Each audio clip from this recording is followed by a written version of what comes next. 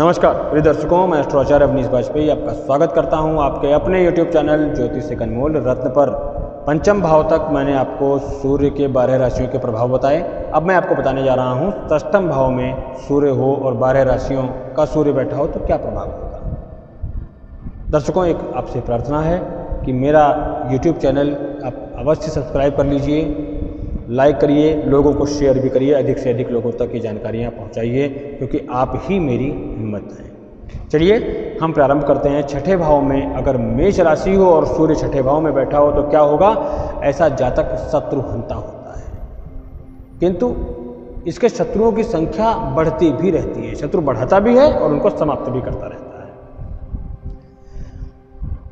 इसमें शत्रुता का ऐसा संयोग है कि जातक के शत्रु उसको चैन से जीने नहीं देते, लगातार कुछ ना कुछ प्रॉब्लम्स क्रिएट करते रहते हैं। इसका चरित्र थोड़ा सा शिथिल रहता है, पिता का सुख इसको कम ही मिलता है, माता से इसकी थोड़ा बनती नहीं है, क्योंकि इसको अक्सर ऐसा लगता है कि शायद इसकी माता का चरित्र ठीक नहीं है। बचपन इसका मुश्किलों से घिरा रहता है। सूर्य की दशा हो या अंतर्दशा हो के प्रारंभ में इसको नुकसान होता है, किंतु उत्तरार्ध में इसको अच्छे फल प्राप्त होते हैं। राज्य भय रहता ही रहता है, राज्य से कोई सजा इत्यादि की संभावना रहती है। अगर वृषभ राशि का सूर्य षष्ठ स्थान में हो तो जातक का बड़ा भाई होता नहीं, और अगर होता है तो उसके साथ भैया बनती नहीं है। मामा से भी सुख कम ही मिलता है, मामा से भी कहा जाए तो ज़्यादा बनती नहीं है। जातक एक तो नास्तिक प्रवृत्ति का हो जाता है, ईश्वर पर इसको विश्वास नहीं रहता, क्योंकि इसका रीजन सबसे बड़ा ये है, ऐसे जातक का जीवन बाधाओं से घिरा रहता है। ऐसे जातक अपने स्टैंडर्ड से कहा जाए या अपनी जाति से कहा जाए अलग अन्य समाज की लड़की से विवाह बड़ी स्वेच्छा के साथ करता है। इसे नींद बहुत आती है। ऐसा जातक आलसी होता है। सूर्य की दशा हो या अंतर्दशा हो अच्छी ही बीतती है। अब मैं बताता हूँ आपको, मिथुन राशि अगर छठे भाव में हो और सूर्य बैठा हो तो क्या होगा कि जातक का स्वास्थ्य ठीक नहीं रहेगा, कोई ना कोई शारीरिक शिकायत बनी ही रहती है। सर्प भय कह दिया जाए, आघात कह दिया जाए, बाल्यारिष्ट इत्यादि का भय रहता है। सर्प भय से तात्पर्य सर्प का ही काटना नहीं, विषाक्त चीजों से भी भय कहा जा सकता है। बाल्यारिष्ट 24 वर्ष की अवस्था तक होता है।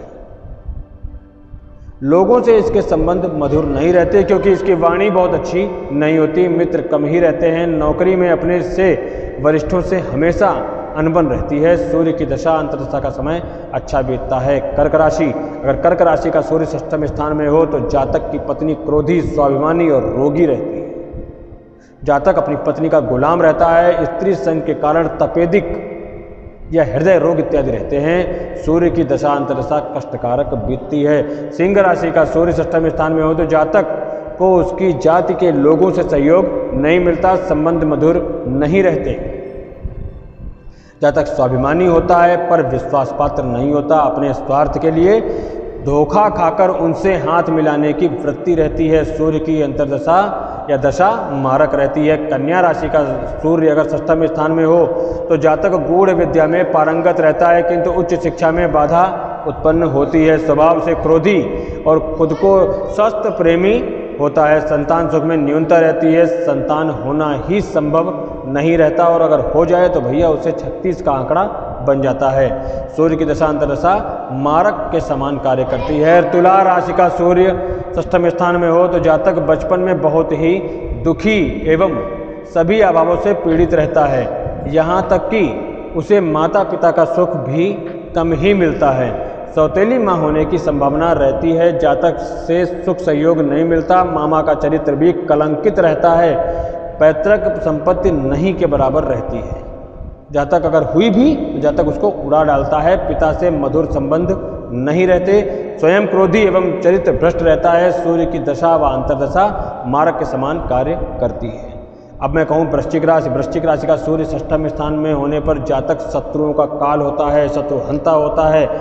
ऐसे जातक अक्सर इकलौते पुत्र होते हैं अपने माँ बाप के। अन्य भाई हों तो उनसे संबंध मधुर नहीं होते। आर्थिक दृष्टि से कहा जाए तो जीवन संपन्न रहता है, धन खूब कमाता है, व्यापार में लाभ होता है। हाँ, मामी के साथ इनके अनैतिक संबंध होने की संभावना बनी रहती है। सूर्य की दशा या अंतर्दशा कष्टकारक बीतती है।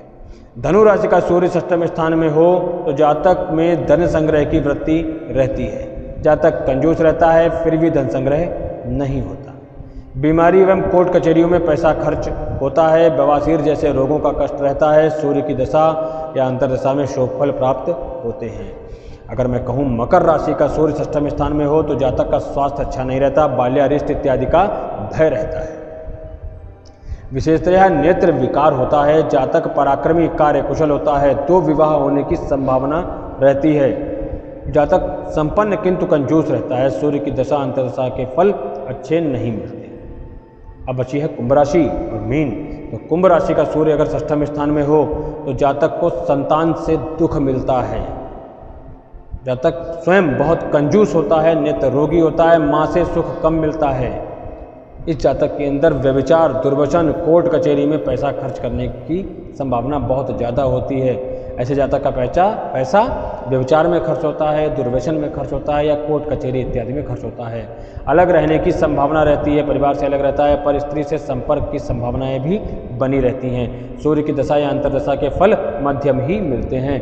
मीन राशि की बात करें, अगर मीन राशि का सूर्य षष्ठम स्थान में हो तो जातक को जन्म स्थान से दूर रहना पड़ता है। स्वास्थ्य मध्यम रहता है। दूसरों के साथ रहकर या दूसरे के अधीन रहकर जीवन निर्वाह करना पड़ता है। चोरी का डर रहता है। देश और कहा जाए तो ऐसे जातक की मृत्यु विदेश में होने की संभावना। विदेश तात्पर्य अपने घर से दूर, अपनी जन्मभूमि से दूर। जातक की आर्थिक स्थिति साधारण रहती है। व्यवहार चतुर एवं कूटनीतिज्ञ रहता है। सूर्य की दशा और अंतर्दशा के अशुभ फल प्राप्त होते हैं। तो बताइएगा आपको यह वीडियो कैसी लगी, या षष्ठम भाव का सूर्य जो 12 राशियों में क्या प्रभाव देता है मैंने आपको बताया। इन्हीं शब्दों के साथ मैं अपनी वाणी को विराम देता हूँ। हर हर महादेव, जय शिव शंभू, जय मां भवानी।